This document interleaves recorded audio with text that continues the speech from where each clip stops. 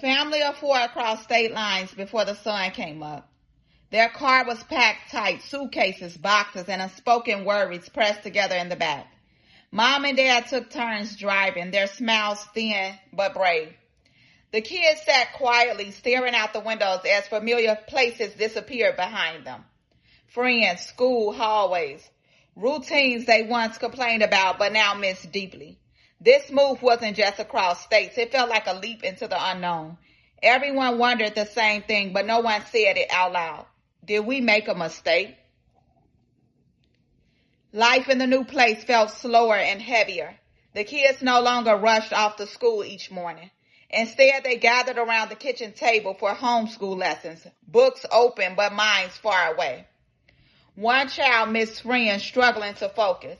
The youngest asked constantly, "When can we go back?" Dad searched for stability, carrying pressure silently.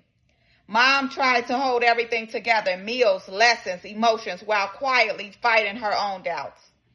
Though they lived under the same roof, each heart felt alone. Days blurred together. Some were calm, others were overwhelming. The kids wondered who they were without their classrooms, teams, and teachers. Dad worried if he had led his family into uncertainty. Mom smiled through exhaustion, praying late at night when the house was finally quiet.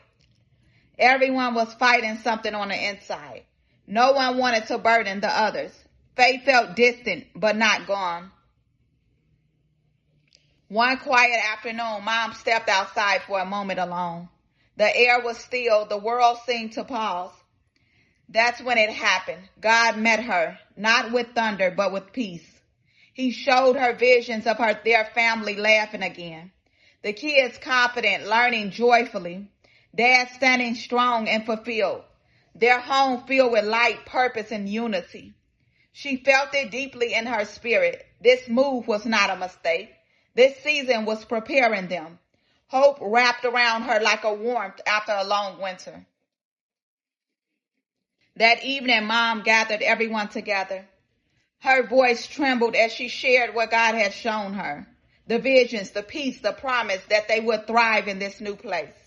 At first, the room was quiet. Then something shifted. Eyes widened, shoulders relaxed, smiles slowly appeared. For the first time since the move, hope felt real. Not forced, not imagined, but given. Nothing changed overnight, but everything changed inside. The kids began to see homeschool as an adventure, not a loss. Dad felt renewed strength to keep going. Mom felt lighter, no longer carrying the burden alone. They chose to trust the journey, to let God guide each step, even when the road felt uncertain.